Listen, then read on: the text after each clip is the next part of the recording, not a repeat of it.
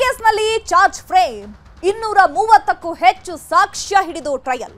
ಆರೋಪ ಸುಳ್ಳು ಸುಳ್ಳು ಎಂದ ಡಿ ಗ್ಯಾಂಗ್.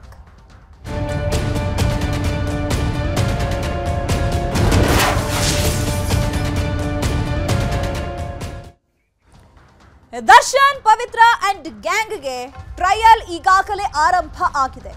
ರೇಣುಕಾಸ್ವಾಮಿ ಹತ್ಯೆಯ ಬಗ್ಗೆ ವಕೀಲರಿಂದ ಒಂದೊಂದೇ ಅಂಶಗಳನ್ನ ಉಲ್ಲೇಖ ಮಾಡಲಾಗ್ತಾ ಇದೆ. ಸುಳ್ಳು ಸುಳ್ಳು, ನಾವು ಕೊಲೆ ಮಾಡಿಲ್ಲ ಅಂತ ದರ್ಶನ್ ಅಂಡ್ ಗ್ಯಾಂಗ್ ಈಗ ಹೇಳಿಕೆಯನ್ನ ಕೊಡ್ತಾ ಇದೆ. ಅಂದ್ರೆ ದರ್ಶನ್, ಪವಿತ್ರ ಅಂಡ್ ಗ್ಯಾಂಗ್ಗೆ ಈಗ ಟ್ರಯಲ್ ಶುರುವಾಗಿದೆ. ಇಲ್ಲಿ ನ್ಯಾಯಾಧೀಶರು ಒಂದಷ್ಟು ಅಂಶಗಳನ್ನ ಉಲ್ಲೇಖ ಮಾಡಿ ಆರೋಪಿಗಳಿಗೆ ಪ್ರಶ್ನೆಯನ್ನ ಮಾಡ್ತಾರೆ. ಆ ಸಂದರ್ಭದಲ್ಲಿ ದರ್ಶನ್ ಅಂಡ್ ಗ್ಯಾಂಗ್ ಇದು ಸುಳ್ಳು ಸುಳ್ಳು ಅಂತ ವಾದ ಮಾಡ್ತಾರೆ. ಸ್ವಾಮಿ ಕಿಡ್ನಾಪ್ ಮಾಡಿದ್ದು, ದರ್ಶನ್ ಪವಿತ್ರ ಬಂದಿದ್ದು, ಆರೋಪಿಗಳು ಹೇಗೆಲ್ಲ ಹಲ್ಲೆ ಮಾಡಿದ್ರು ಅಂತ ವಕೀಲರು ವಿವರಣೆ ಕೊಡ್ತಾರೆ. ಸುಳ್ಳು ಸುಳ್ಳು, ನಾವು ಕೊಲೆ ಮಾಡಿಲ್ಲ ಅಂತ ದರ್ಶನ್ ಗ್ಯಾಂಗ್ ಹೇಳ್ತಾರೆ. ನವೆಂಬರ್ 10ಕ್ಕೆ ಟ್ರಯಲ್ ವಿಚಾರಣೆಯನ್ನ ಮುಂದೂಡಿಕೆ ಮಾಡಲಾಗಿದೆ. ಆರೋಪಿಗಳ ಜೊತೆ ಮಾತನಾಡಲು ವಕೀಲರು ಇಚ್ಛಿಸಿದ್ದಾರೆ. ಹಾಗಾಗಿ 57ನೇ ಹಾಲ್ನಲ್ಲಿ ಕೋರ್ಟ್ ಅವಕಾಶವನ್ನ ಕೊಟ್ಟು ಮಾತನಾಡೋದಕ್ಕೆ ಬಿಟ್ಟಿದ್ದಾರೆ. ರೇಣುಕಾಸ್ವಾಮಿ ಕೊಲೆ ಕೇಸ್ನ ಟ್ರಯಲ್ ಆರಂಭ ಆಗಿದೆ. ಸೊ ಇಷ್ಟು ದಿನ ಏನಾಗ್ತಾ ಇತ್ತು, ಕೋರ್ಟ್ನಲ್ಲಿ ಜಾಮೀನು ಬೇಕು, ಬೇಲ್ ಬೇಕು ಅನ್ನುವಂತಹ ವಿಚಾರಣೆ ಮೇಲೆ ವಾದ ಪ್ರತಿವಾದಗಳು ಆಗ್ತಾ ಇತ್ತು. ಬಟ್ ಈಗ ಟ್ರಯಲ್ ಸೆಷನ್. ಸೊ ಆರೋಪಿಗಳು ಯಾವ ರೀತಿಯಾಗಿ ಕೊಲೆ ಮಾಡಿದ್ದಾರೆ, ಯಾವ ರೀತಿಯಾಗಿ ಈ ಒಂದು ಕೇಸ್ನಲ್ಲಿ ಇನ್ವಾಲ್ವ್ ಆಗಿದ್ದಾರೆ ಅನ್ನೋದ್ರ ಬಗ್ಗೆ ಟ್ರಯಲ್ ಆಗ್ತಾ ಇದೆ, ವಿಚಾರಣೆ ನಡೀತಾ ಇದೆ. ಮತ್ತೊಂದು ಕಡೆ ದರ್ಶನ್ ಅಂಡ್ ಗ್ಯಾಂಗ್ ನಾವು ಕೊಲೆ ಮಾಡಿಲ್ಲ ಅಂತ ಹೇಳ್ತಾ ಇದೆ. ಮತ್ತೊಂದು ಕಡೆ ಈಗ ವಕೀಲರು ನಾವು ನಮ್ಮ ಆರೋಪಿಗಳ ಜೊತೆ ಮಾತನಾಡಬೇಕು ಅಂತ ನ್ಯಾಯಾಧೀಶರಿಗೆ ಮನವಿಯನ್ನ ಸಲ್ಲಿಸಿದ್ರು. ಹಾಗಾಗಿ 57ನೇ ಹಾಲ್ನಲ್ಲಿ ಮಾತನಾಡೋದಕ್ಕೆ ಕೋರ್ಟ್ ಈಗ ಅವಕಾಶ ಕೊಟ್ಟಿದೆ. ಈ ಬಗ್ಗೆ ಮತ್ತಷ್ಟು ಮಾಹಿತಿಯನ್ನ ಕೊಡ್ತಾರೆ ನಮ್ಮ ಪ್ರತಿನಿಧಿ ಗಂಗಾಧರ್, ನೇರ ಸಂಪರ್ಕದಲ್ಲಿ ಜಾಯ್ನ್ ಆಗಿದ್ದಾರೆ. ಗಂಗಾಧರ್, ಇವತ್ತು ಕೋರ್ಟ್ ಆವರಣದಲ್ಲಿ ಏನೆಲ್ಲ ನಡೀತು? ದರ್ಶನ್ ಅಂಡ್ ಗ್ಯಾಂಗ್ ಈಗ ಹೇಳ್ತಾ ಇರೋದು ನಾವು ಈ ಕೊಲೆಯಲ್ಲಿ ಭಾಗಿಯಾಗಿಲ್ಲ, ನಾವು ಕೊಲೆ ಮಾಡಿಲ್ಲ ಅಂತ ಹೇಳಿ. ಸೊ ಇವತ್ತು ಆ ಒಂದು ಕೋರ್ಟ್ನ ಆವರಣದಲ್ಲಿ ಏನೆಲ್ಲ ನಡೀತು, ಮುಂದಕ್ಕೆ ಯಾವ ಹಂತಕ್ಕೆ ಹೋಗಿ ಈ ಒಂದು ವಿಚಾರಣೆ ಟ್ರಯಲ್ ನಿಗದಿ ಆಗಿದೆಯಲ್ಲ, ಸೊ ನವೆಂಬರ್ 10ಕ್ಕೆ ಮತ್ತೆ ಯಾವ ರೀತಿಯಾಗಿ ವಿಚಾರಣೆ ನಡೆಯುವಂತಹ ಸಾಧ್ಯತೆ ಇದೆ? ಚಿತ್ರರಾಜ್, ಪ್ರಮುಖವಾಗಿ ರೇಣುಕಾಸ್ವಾಮಿಯ ಕೊಲೆ ಆರೋಪಿಗಳಾಗಿರುವಂತಹ ನಟ ದರ್ಶನ್ ಮತ್ತೆ ಪವಿತ್ರ ಗೌಡ ಸೇರಿದಂತೆ ಉಳಿದ ಆರೋಪಿಗಳೆಲ್ಲರೂ ಕೂಡ ಖುದ್ದಾಗಿ ಇವತ್ತು ಕೋರ್ಟ್ಗೆ ಹಾಜರುಪಡಿಸಿರುವಂತದ್ದು. ಆದ್ರೆ ಇಲ್ಲಿ ಯಾವ ರೀತಿಯ ಒಂದು ವ್ಯವಸ್ಥೆ ಆಯಿತು ಮತ್ತೆ ಬೆಳವಣಿಗೆಗಳಾಯಿತು ಅಂದ್ರೆ ಸಾಕಷ್ಟು ಮಂದಿ ಅಡ್ವೊಕೇಟ್ಸ್ ಏನಿದ್ದಾರೆ ಒಳಗಡೆ ಎಲ್ಲರೂ ಕೂಡ ಜಮಾವಣೆ ಆಗುವಂತಹ ಪ್ರಕ್ರಿಯೆಗಳಾಯಿತು. ಆ ಸಂದರ್ಭದಲ್ಲಿ ನ್ಯಾಯಾಧೀಶರೇ ಖುದ್ದು ಕೋರ್ಟ್ ಹಾಲ್ನಲ್ಲಿ ಇಷ್ಟು ಜಮಾವಣೆ ಆದ್ರೆ ಎಲ್ಲರೂ ಕೂಡ ಹೊರಗಡೆ ಹೋಗಿ ಚಾರ್ಜ್ ನಿಗದಿ ಮಾಡಬೇಕು, ದೋಷಾರೋಪ ನಿಗದಿ ಮಾಡಬೇಕು, ಸಮಸ್ಯೆ ಆಗುತ್ತೆ ಅಂತ ಹೇಳಿದ್ರು ಕೂಡ ಅಲ್ಲಿ ಸಮಸ್ಯೆ ಆಗಿರುವಂತದ್ದು. ಆರೋಪಿಗಳನ್ನ ಒಳಗಡೆ ಕರ್ಕೊಂಡು ಹೋಗುವಂತಹ ಪ್ರಕ್ರಿಯೆಗಳಿಗೆ ಸಮಸ್ಯೆ ಆಯಿತು.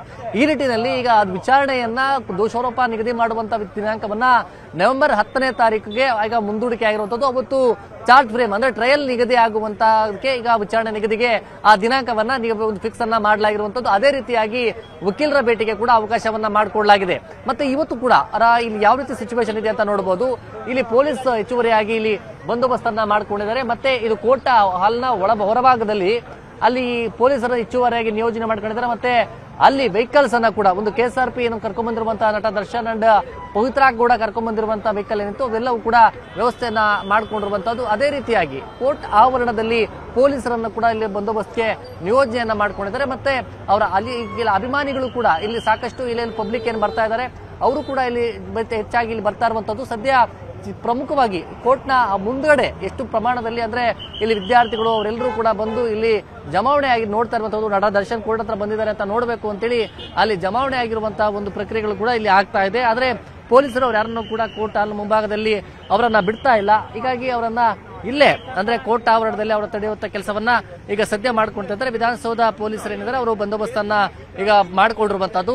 ಅದೇ ರೀತಿಯಾಗಿ ಪ್ರಮುಖವಾಗಿ ಅಂದ್ರೆ ದೋಷಾರೋಪ ನಿಗದಿ ಮಾಡುವಂತಹ ನಿಟ್ಟಿನಲ್ಲಿ ಆರೋಪಿಗಳ ಚಾರ್ಜ್ ಫ್ರೇಮ್ ಏನು ಮಾಡಿಕೊಳ್ಳುವಂತ ಸಂದರ್ಭದಲ್ಲಿ ಅವರ ದೋಷಾರೋಪ ಏನಿದೆ ಅಂತೇಳಿ ಪವಿತ್ರ ಗೌಡ, ನಟ ದರ್ಶನ್ ವಿರುದ್ಧವಾದ ಆರೋಪಗಳೇನಿತ್ತು ಅವರೆಲ್ಲವೂ ಕೂಡ ದೋಷಾರೋಪವನ್ನ ನ್ಯಾಯಾಧೀಶರು ಓದಿದ್ರು. ಆದ್ರೆ ಕೆಲ ಹೊತ್ತಲ್ಲಿ ಆರೋಪಿಗಳೆಲ್ಲರೂ ಕೂಡ ಒಮ್ಮೆಲೆ ಇಲ್ಲ ಸ್ವಾಮಿ ಇದು ಸುಳ್ಳು, ಈ ಆರೋಪ ಸುಳ್ಳು ಅಂತೇಳಿ ಒಮ್ಮೆಲೆ ಕೂಡ ಆರೋಪಿಗಳು ಆ ಬಗ್ಗೆ ಹೇಳಿರುವಂತದ್ದು. ಅದೇ ರೀತಿಯಾಗಿ ಜೊತೆಯಲ್ಲಿ ಅವರ ಫ್ಯಾಮಿಲಿ ಆಗಿರಬಹುದು ಮತ್ತೆ ವಕೀಲರು ಕೂಡ ಅದು ಚರ್ಚೆಯನ್ನ ಮಾಡಬೇಕು, ಅವ್ರ ಜೊತೆ ಇವತ್ತು ಡಿಸ್ಕಸ್ ಮಾಡಬೇಕು ಅಂತ ಹೇಳ್ಕೊಂಡಿರೋಂಥದ್ದು. ಕೇವಲ ನಟ ದರ್ಶನ್ ಅಷ್ಟೇ ಅಲ್ಲದೆ ಉಳಿದ ಆರೋಪಿಗಳು ಕೂಡ ಬದಲಾವಣೆ ಮಾಡಬೇಕು ಅಂತ ಹೇಳಿದ್ರು, ಅದೇ ಜೊತೆಯಲ್ಲಿ ಡಿಸ್ಕಸ್ ಮಾಡಬೇಕು ಅನ್ನೋ ಬಗ್ಗೆ ಕೂಡ ಹೇಳಿರುವಂತದ್ದು. ಸದ್ಯದ ಮಟ್ಟಿಗೆ ಇನ್ನೂ ಕೂಡ ಈಗ ಕೋರ್ಟ್ನ ಹಾಲ್ನಲ್ಲಿ ಆರೋಪಿಗಳು ಇರುವಂತದ್ದು. ಇನ್ನು ಕೆಲವು ಹೊತ್ತಲ್ಲಿ ಅವರನ್ನ ನಟ ದರ್ಶನ್ ಸೇರಿದಂತೆ ಉಳಿದ ಆರೋಪಿಗಳನ್ನ ಏನು ಜೈಲ್ ಸೆಂಟ್ರಲ್ ಜೈಲ್ಗೆ ಕರ್ಕೊಂಡ್ತಾರೆ, ಉಳಿದ ಆರೋಪಿಗಳೆಲ್ಲರೂ ಕೂಡ ಹಾಗೆ ಡಿಸ್ಕಸ್ ಆಗುವಂತದ್ದು.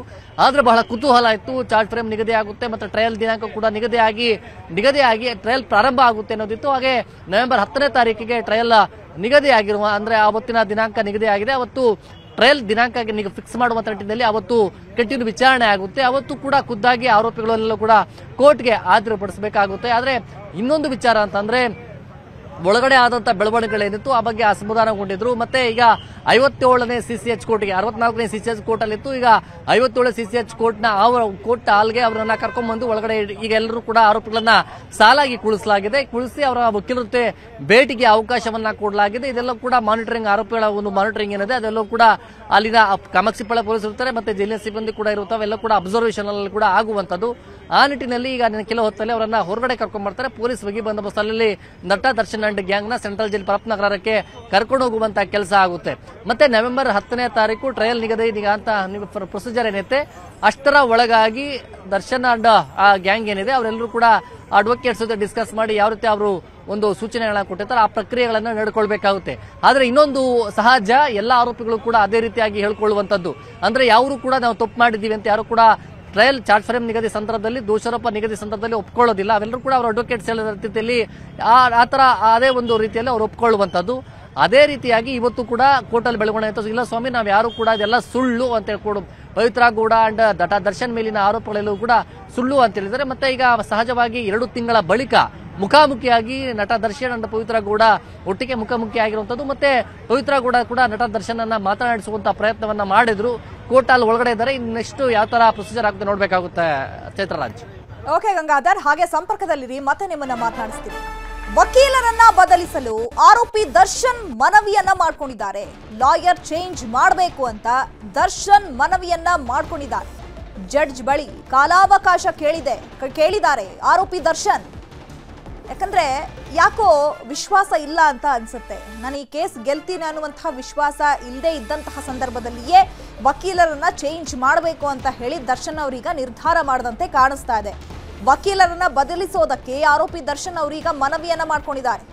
ವಕೀಲರ ಬದಲಾವಣೆಗೆ ಜಡ್ಜ್ಗೆ ಮನವಿಯನ್ನ ಮಾಡಿದ್ದಾರೆ ಆರೋಪಿಗಳು. ನವೆಂಬರ್ 10ರ ಒಳಗೆ ದರ್ಶನ್ ವಕೀಲರ ಬದಲಾವಣೆ ಸಾಧ್ಯತೆ ಆಗುತ್ತೆ ಅಂತ ಹೇಳಲಾಗ್ತಾ ಇದೆ. ಎಷ್ಟು ಮಟ್ಟಿಗೆ ಇದು ಚೇಂಜ್ ಆಗುತ್ತೆ ಅನ್ನುವಂಥದ್ದು ಕಾದು ನೋಡಬೇಕು. ಯಾಕಂದ್ರೆ ಈಗ ಕೇಸನ್ನ ನಡೆಸ್ಕೊಂಡು ಬಂದಂತಹ ವಕೀಲರನ್ನ ಏಕಾಏಕಿ ಚೇಂಜ್ ಮಾಡಬೇಕು ಅಂತ ಹೇಳಿದ್ರೆ ಅದಕ್ಕೂ ಕೂಡ ಪ್ರೊಸೀಜರ್ಸ್ ಇರುತ್ತೆ. ಸೊ ಹಾಗಾಗಿ ವಕೀಲರು ಚೇಂಜ್ ಆಗ್ತಾರಾ ಆಗೋದಿಲ್ವಾ ಅನ್ನುವಂಥದ್ದನ್ನ ನೋಡಬೇಕು.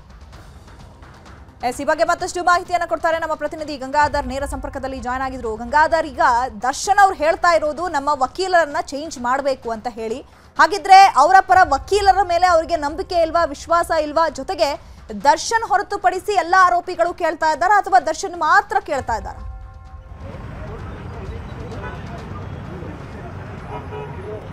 ಚಿತ್ರರಾಜ್, ಇಲ್ಲಿ ಪ್ರಮುಖವಾಗಿ ವಕೀಲರ ನೇಮಕ ಒಂದು ವಿಚಾರ ಏನಿದೆ ಅದು ಆರೋಪಿಗಳ ವಿವೇಚನೆಗೆ ಬಿಟ್ಟಿರುವಂತದ್ದು. ಅವರಿಗೆ ಎಲ್ಲಾ ರೀತಿಯಲ್ಲೂ ಕೂಡ ಓಕೆ ಆದ್ರೆ ಅಂತ ಅಡ್ವೊಕೇಟ್ಸ್ ಅವರು ನೇಮಕ ಮಾಡ್ಕೊಳ್ತಾರೆ.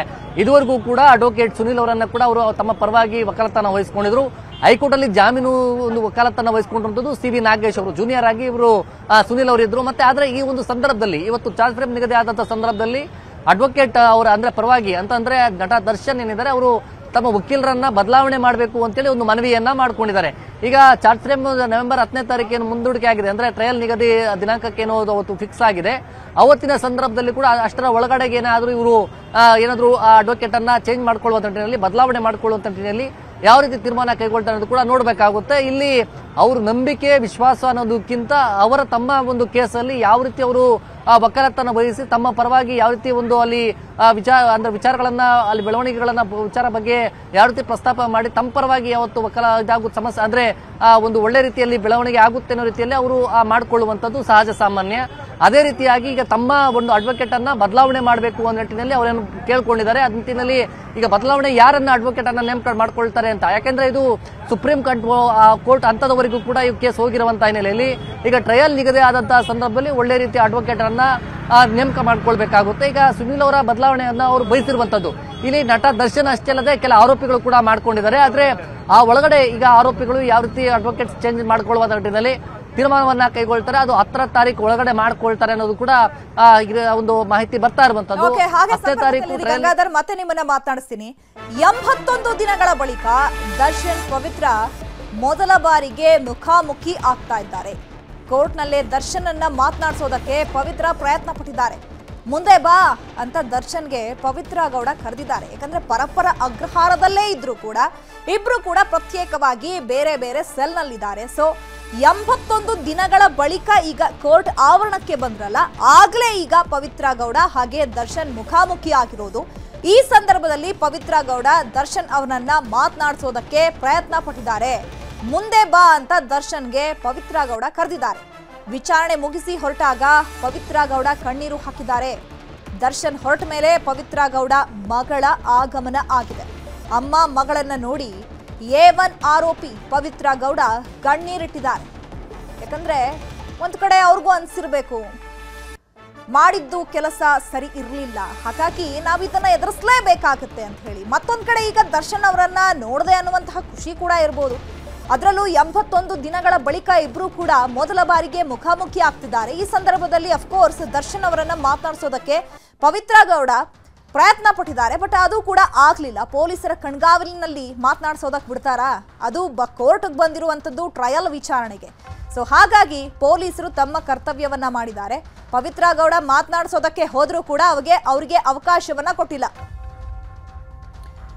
ಈ ಬಗ್ಗೆ ಮತ್ತಷ್ಟು ಮಾಹಿತಿಯನ್ನು ಕೊಡ್ತಾರೆ ನಮ್ಮ ಪ್ರತಿನಿಧಿ ಗಂಗಾಧರ್. ಈಗ ಕೋರ್ಟ್ ಆವರಣದಲ್ಲಿ 81 ದಿನಗಳ ಬಳಿಕ ಪವಿತ್ರ ಗೌಡ ಹಾಗೆ ದರ್ಶನ್ ಅವರು ಮುಖಾಮುಖಿ ಆಗಿದ್ದಾರೆ.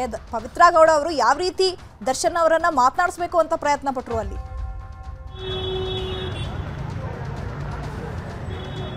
ಖಂಡಿತವಾಗಿಯೂ, ಯಾಕಂದ್ರೆ ಬಹಳ ಕುತೂಹಲ ಇತ್ತು. ಈ ಕಳೆದ 2 ತಿಂಗಳಿಂದಲೂ ಕೂಡ ಅವರು ಭೇಟಿಯಾಗಿರಲಿಲ್ಲ, ಮುಖಾಮುಖಿಯಾಗಿ ಭೇಟಿಯಾಗಿರಲಿಲ್ಲ ಅಂತೇಳಿ.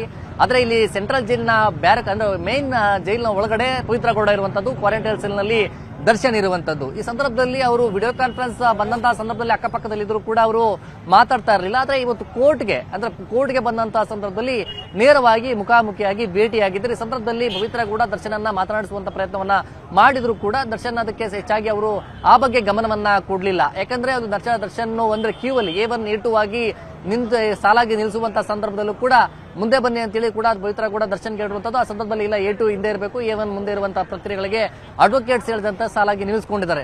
ಮತ್ತೆ ಇನ್ನೊಂದು ಭಾವನಾತ್ಮಕ ಒಂದು ಘಟನೆಗೆ ಸಾಕ್ಷಿಯಾದಂತದ್ದು ಕೋರ್ಟ್ ಅಂತಂದ್ರೆ ಅವರ ಮಗಳು ಅಂದ್ರೆ ಪವಿತ್ರ ಗೌಡ ಮಗಳು ಬಂದಂತ ಸಂದರ್ಭದಲ್ಲಿ ಅಲ್ಲಿ ಪವಿತ್ರ ಗೌಡ ಕಣ್ಣೀರು ಹಾಕಿರುವಂತಹ ಕೆಲಸವನ್ನ ಕೂಡ ಆಗಿದೆ. ಅಲ್ಲಿ ಕಣ್ಣೀರು ಹಾಕಿ ಅದು ಸಹಜವಾಗಿ ಮಗಳನ್ನ ನೋಡಿದ ಸಂದರ್ಭದಲ್ಲೇ ಮಗಳನ್ನ ನೋಡಿ ಕೋರ್ಟ್ ಅಲ್ಲೇ ಅಲ್ಲಿ ಕಣ್ಣೀರು ಹಾಕಿರುವುದು. ಮತ್ತೆ ತಾಯಿ ಕೂಡ ಬಂದಂತ ಸಂದರ್ಭದಲ್ಲಿ ಮಗಳಿಗೆ ಈ ರೀತಿ ಪರಿಸ್ಥಿತಿ ಆಯ್ತಲ್ಲ ಅನ್ನೋದು ಸಹಜವಾಗಿ ಅದು ತಂದೆ ತಾಯಿ ಮತ್ತೆ ಮಗಳು ಎಲ್ಲರಿಗೂ ಕೂಡ ಅದು ಸಹಜವಾಗಿ ಆ ನೋವು ಆಗಿರುವಂತದ್ದು. ಅದೇ ರೀತಿಯಾದಂತಹ ಒಂದು ಘಟನೆ ಇಲ್ಲಿ ಕೋರ್ಟ್ ಒಳಗಡೆ ಆಗಿರುವಂತದ್ದು. ಅನಂತರ ಈಗ 57 ಕೋರ್ಟ್ ಏನಿದೆ ಅದು ಒಳಗಡೆ ಈಗ ಕೋರ್ಟ್ ಹಾಲಲ್ಲಿ ಎಲ್ಲರನ್ನು ಕೂಡ ಕುಳಿಸಿದ್ದಾರೆ. ಮಗಳನ್ನು ಕೂಡ ಮಾತನಾಡಿಸಿರುವಂತದ್ದು, ಒಂದು ಅಲ್ಲಿ ಮಾತನಾಡಿಸುವ ಮುಂದಾಗಿರುವಂತದ್ದು.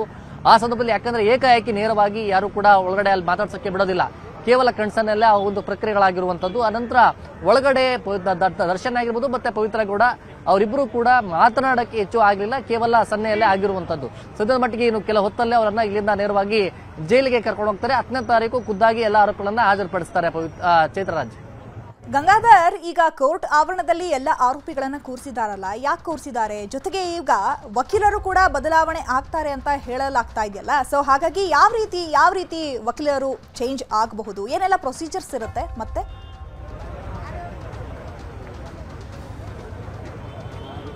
ಚಿತ್ರರಾಜ್, ಇಲ್ಲಿ ಬದಲಾವಣೆ ಅಂದ್ರೆ ಆರೋಪಿಗಳು ತಮ್ಮ ವಕೀಲರನ್ನ ನೇಮಕ ಮಾಡಿಕೊಳ್ಳುವಂತ ಪ್ರೊಸೀಜರ್ಸ್ ಯಾವುದೇ ರೀತಿ ಇರೋದಿಲ್ಲ. ಅಂದ್ರೆ ಅವರಿಗೆ ಯಾವ ರೀತಿ ಯಾರು ಒಳ್ಳೆ ರೀತಿಯಾಗಿ ಅಡ್ವೊಕೇಟ್ ಸೀನಿಯರ್ ಅಡ್ವೊಕೇಟ್ಸ್ ಇರ್ತಾರೋ ಅವ್ರಿಗೆ ಯಾರು ಇಷ್ಟ ಆಗ್ತಾರೆ, ಈ ಅಡ್ವೊಕೇಟ್ ಅನ್ನ ನೇಮಕ ಮಾಡಿಕೊಂಡ್ರೆ ನನ್ನ ಒಂದು ಟ್ರಯಲ್ ಸಂದರ್ಭಗಳಲ್ಲಿ ಸರಿಯಾದ ರೀತಿಯಲ್ಲಿ ಅದು ಸರಿ ಹೋಗುತ್ತೆ ಅನ್ನೋ ರೀತಿಯಲ್ಲಿ ಅವರ ಒಂದು ವಿವೇಚನೆಗೆ ಬಿಟ್ಟಿರುವಂತದ್ದು, ಆರೋಪಿಗಳೇ ಬಿಟ್ಟಿರುವಂತದ್ದು.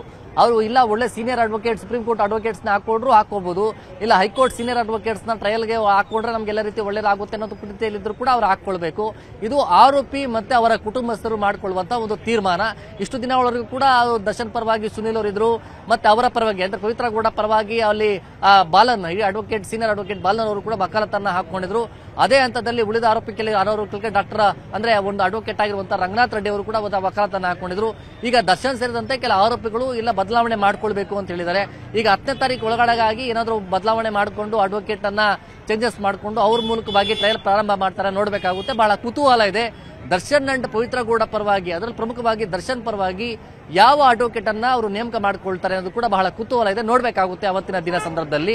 ಆದರೆ ಸದ್ಯದ ಮಟ್ಟಿಗೆ ಈಗ ಒಳಗಡೆ ಆಗಿರುವಂತದ್ದು ಏನಿದೆ ಪ್ರೊಸೀಜರ್, ಇನ್ನು ಕೆಲ ಹೊತ್ತಲ್ಲಿ ನಟ ದರ್ಶನ್ ಅಂಡ್ ಅವರನ್ನ ಬಿಗಿ ಪೊಲೀಸ್ ಬಂದೋಬಸ್ತಲ್ಲಿ ಈಗ ಸೆಂಟ್ರಲ್ ಜೈಲ್ಗೆ ಕರ್ಕೊಂಡು ಹೋಗುವಂತ ಕೆಲಸವನ್ನ ಕೂಡ ಮಾಡ್ತಾರೆ.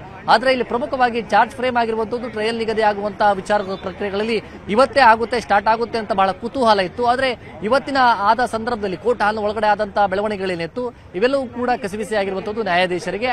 ಮತ್ತೆ ಆ ಸಂದರ್ಭದಲ್ಲಿ ಕೂಡ ಚೇಂಬರ್ ಅಲ್ಲಿ ನೀವು ಮಾಡಿ ಎಲ್ಲ ಆರೋಪಿಗಳಿದ್ದಾರೆ, ಟ್ರಯಲ್ ಚಾರ್ಜ್ ಫ್ರೇಮ್ ಪ್ರಾರಂಭ ಆಗಲಿ ಅಂತ ಕೂಡ ಹೇಳ್ಕೊಂಡಿದ್ರು. ಅದೇ ರೀತಿಯಾಗಿ ಆರೋಪಿಗಳ ಅವರ ವಿರುದ್ಧವಾದಂತಹ ಅಂದ್ರೆ ಅವರ ಮೇಲೆ ಇದ್ದಂತ ಆರೋಪ ಏನಿತ್ತು, ಸಾಕ್ಷಿನಾಶ ಆಗಿರ್ಬೋದು, ಕೊಲೆ ಆಗಿರ್ಬೋದು, ಮತ್ತೆ ಕಿಡ್ನಾಪ್ ಆಗಿರ್ಬೋದು, ಪ್ರತಿಯೊಂದು ಕೂಡ ಪವಿತ್ರ ಗೌಡ ಅಂಡ್ ಇವರಿಬ್ಬರ ಸಂಬಂಧದ ವಿಚಾರವಾಗಿ ಪ್ರಸ್ತಾಪ ಆಗಿರುವಂತದ್ದು, ಮತ್ತೆ ಚಾರ್ಜ್ ಶೀಟ್ ಅಲ್ಲಿ ಏನೆಲ್ಲ ಅಂಶಗಳು ಅವರ ಮೇಲೆ ಉಲ್ಲೇಖ ಆಗಿತ್ತು ಅನ್ನೋವೆಲ್ಲ ಕೂಡ ಓದಿ ಹೇಳುವ ಪ್ರಯತ್ನ ಮಾಡಿದ್ರು. ಅದೇ ಸಂದರ್ಭದಲ್ಲಿ ಉಳಿದ ಆರೋಪಿಗಳು ಸೇರಿದಂತೆ ಈ ಆರೋಪಿಗಳೆಲ್ಲರೂ ಕೂಡ ಇಲ್ಲ ಸ್ವಾಮಿ ಇದೆಲ್ಲ ಸುಳ್ಳು, ನಾವು ಈ ಆರೋಪವನ್ನ ಒಪ್ಕೊಳ್ಳೋದಿಲ್ಲ ಅಂತೇಳಿ ಅವರೆಲ್ಲರೂ ಕೂಡ ಹೇಳಿರುವಂತದ್ದು. ಹೀಗಾಗಿ ಸದ್ಯ ಅದು ಟ್ರಯಲ್ ಪ್ರಾರಂಭ ಆಗುತ್ತೆ. 10ನೇ ತಾರೀಕಿನ ನಂತರ ಪ್ರೊಸೀಜರ್ಸ್ ಎಲ್ಲ ಯಾವ ರೀತಿ ನಡೆಯುತ್ತೆ, ಬೆಳವಣಿಗೆಗಳೇನಾಗುತ್ತೆ, ಆರೋಪಿಗಳು ತಮ್ಮ ಅಡ್ವೊಕೇಟ್ಸ್ ಗಳನ್ನ ಯಾವ ರೀತಿ ನೇಮಕ ಮಾಡ್ಕೊಳ್ತಾರೆ, ಯಾರು ನೇಮಕ ಮಾಡಿಸ್ಕೊಳ್ತಾರೆ ಅದು ಕೂಡ ನೋಡ್ಬೇಕಾಗುತ್ತೆ ಚಿತ್ರರಾಜ್.